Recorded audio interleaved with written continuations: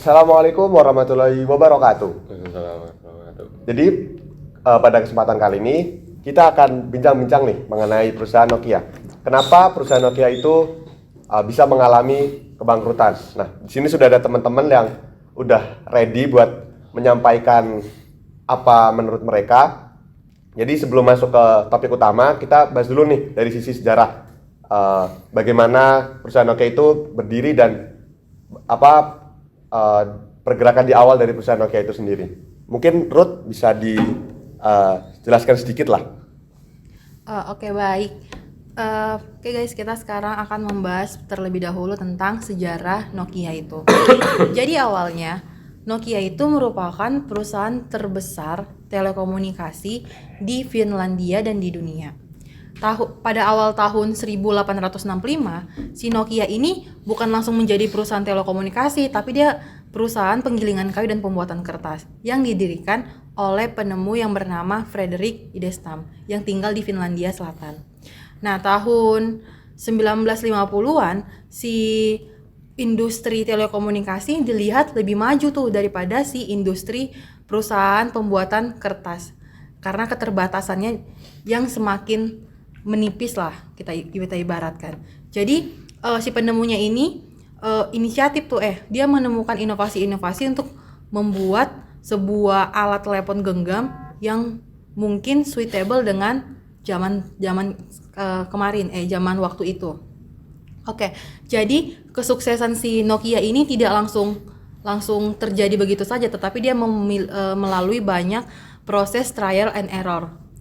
Nah, banyak kesalahan yang dilakukan dari pembuatan si Nokia ini, tetapi si penemunya itu tidak menyerah begitu saja. Dia tetap berusaha untuk memperbaiki sehingga pada akhirnya mereka merupakan satu penguasa pasar telepon genggam yang bertahan selama lebih dari 14 tahun. Sebelum pada akhirnya mereka itu direbut posisinya oleh brand-brand telepon genggam lainnya seperti Apple. Nah, jadi itu tadi secara singkat mengenai Nokia, dari mana dia awalnya berasal dari perusahaan kertas, kemudian dengan melihat adanya perubahan atau pergeseran keinginan di zaman, terus mereka masuk ke perusahaan telepon genggam. Nah, selanjutnya bagaimana sih perusahaan Nokia itu bisa mengalami kebangkrutan? Mungkin Alia bisa dijelasin lah kenapa Nokia itu bisa mengalami kebangkrutan. Oke, jadi kan yang tadi Kak Alia bilang tentang ada pesaing luar ya. Jadi salah satunya ada kompetitor yang sudah mulai tahu pasar gitu. Orang nggak hanya QWERTY doang yang diandalin sama Nokia itu. Jadi Android lah mulai masuk dan salah satunya tadi Apple juga masuk dan adanya kekurangan pekerja di Nokia yang spesialisasinya di teknik industri di bidang teknik itu. Teknik untuk memajukan lagi mengembangkan software di dalam Nokia itu. Lalu besarnya inovasi yang dilakukan kompetitor yang sudah mulai mengambil hati masyarakat. Jadi Nokia itu punya suatu ancaman. Lalu banyaknya pekerja yang mengerti tentang teknik ini nggak sama dengan kompetitornya. Jadi di Nokia ini kalah telak gara-gara SDM-nya itu tidak memadai seperti di kompetitornya yang Apple itu. Lalu ada lagi ya, katanya pemimpinnya itu temperamen, jadi dia tuh lebih egois segala macam dan membuat pekerjanya ini lebih takut buat ngasih kritik sama saran dan jadi mungkin ya manajernya itu punya hubungan yang kurang baik sama karyawannya. Jadi karyawannya takut kritik segala macam dan manajernya juga ini tidak melek tentang inovasi baru ini. Jadi dia kayak masa sih aku Nokia ini bakal digantiin secepat itu. Hmm. Jadi dia terlalu percaya diri. Jadi kalau misalnya dibikin 2 poin besar tuh ada 2 berarti ya, Kak Alia. Yang pertama itu mengenai spesialisasi Iya, tenaga kerja, dan Iya. yang kedua itu terkait kepemimpinan. Iya. Oke. Nah, mungkin dari kita akan membahas apa seharusnya yang dilakukan oleh perusahaan Nokia agar mereka tuh tetap bisa bertahan di persaingan pasar telekomunikasi. Nah, selanjutnya bahasan ini akan dibahas oleh Mas Satrio. Jadi mungkin bisa disampaikan Mas Satrio.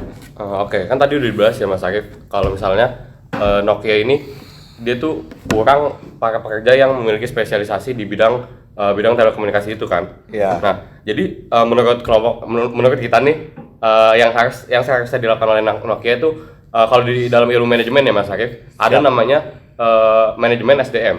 Jadi manajemen SDM itu apa sih? Nah, itu tuh kayak proses mengelola SDM yang belum ada maupun yang sudah ada dalam perusahaan atau organisasi yang kita miliki. Nah, menurut kita juga spesialisasi ini merupakan hal yang paling penting dalam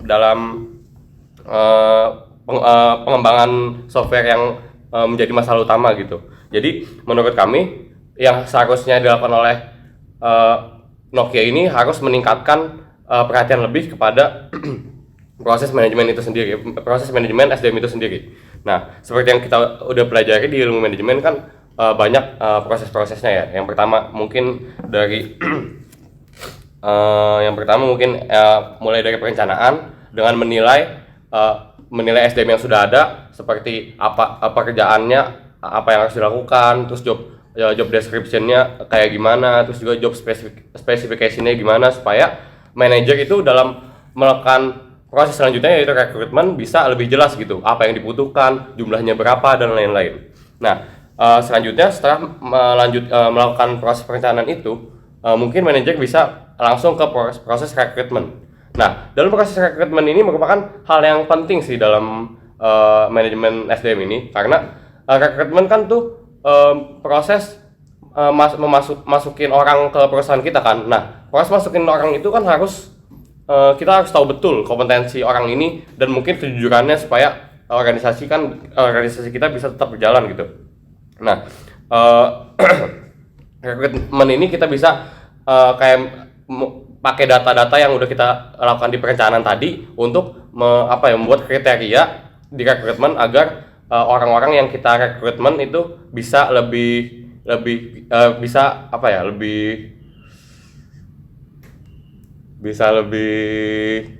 baik gitu hasilnya. Nah, setelah proses rekrutmen ada juga yang bisa dilakukan oleh para manajer di Nokia itu mungkin orientasi, karena orang-orang baru ini kan walaupun mereka udah spesifikasi mereka, kriteria mereka sudah memenuhi yang kita butuhkan, tapi kan mereka nggak tahu betul apa kondisi real dalam perusahaan kita kan. Maka dari itu orientasi itu diperlukan. Nah, orientasi ini bisa mungkin pengenalan ke unit kerja, pengenalan satu lingkup organisasi secara meluas dan yang lain-lain. Nah, setelah ada orientasi itu, kita juga harus kita sebagai perusahaan, sebagai manajer juga harus melakukan pelatihan kepada para pekerja baru ini agar hasil yang kita dapatkan itu sesuai dengan goal yang sudah kita set dari awal gitu. Nah, setelah melakukan semua ini dari rekrutmen, pelatihan dan lain-lain, nah kita juga harus melakukan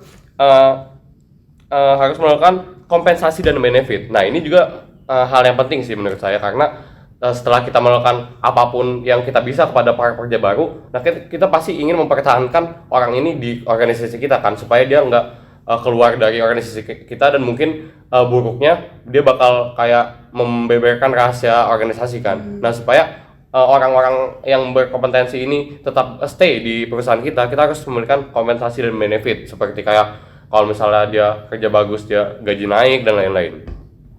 Nah, tapi kan tadi dijelasin kalau misalnya si Nokia ini bukan cuma karena spesialisasinya kurang kan. Nokia juga bisa bangkrut karena si perusahaan nih memiliki manajer yang kurang kurang apa ya, kurang memiliki jiwa kepemimpinan yang baik. Dia tuh temperamental dan lain-lain kan tadi. Nah, jadi menurut kita perusahaan dengan menjalankan manajemen SDM ini belum cukup sih, karena kita harus membenahi cara manajer itu dalam mengatur organisasinya juga. Jadi mungkin dengan cara mencari manajer yang suportif agar hubungan antara atasan dan bawahan menjadi lebih baik. Terus juga misal dengan caranya misalnya kayak mendengarkan saran-saran dan lain-lain gitu sih Mas Arif. Oh, oke, baik. Jadi itu ya gambaran dari kelompok kami mengenai solusi yang bisa diberikan terhadap perusahaan Nokia, atau analisis dari kami terhadap perusahaan Nokia, sehingga nantinya itu perusahaan Nokia itu bisa bertahan di era adanya persaingan di pasar telekomunikasi tadi. Nah, jadi dari panjang lebar apa yang kita diskusikan tadi, tentunya ada sebuah kesimpulan. Nah, ada sebuah nilai akhir yang akan disampaikan oleh Vero. Oke, jadi kali ini aku mau ngerangkum apa yang udah teman-teman tadi bilangin. Jadi buat Nokia ini sendiri kan awalnya tuh bukan langsung perusahaan telekomunikasi. Jadi awalnya dia itu sebuah perusahaan penggiling kayu dan penyetak kertas. Nah, kemudian setelah pemilik perusahaannya ini meramal ke depannya bahwa kayu itu akan semakin menipis gitu keberadaannya. Jadi dia berpikir dan meramal bahwa ke depannya itu yang akan lebih masif digunakan itu adalah telekomunikasi. Lalu dia merubah perusahaannya menjadi industri telekomunikasi. Nah, sebelum akhirnya Nokia ini menjadi industri ponsel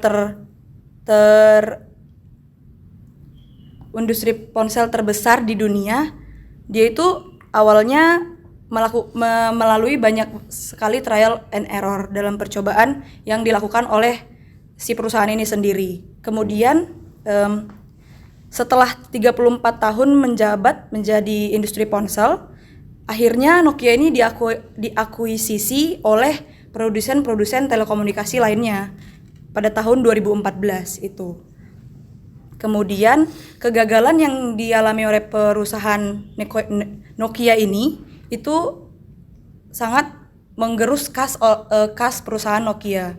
Kemudian kegagalan dalam mengantisipasi perusahaan pasar-pasar yang lain itu karena Nokia sendiri yang seperti sudah dijelaskan oleh Satrio tadi, itu ada pemimpinnya yang tidak mau mendengarkan pekerjaannya, ada juga manajer yang tidak baik melakukan pekerjaannya, juga kekurangan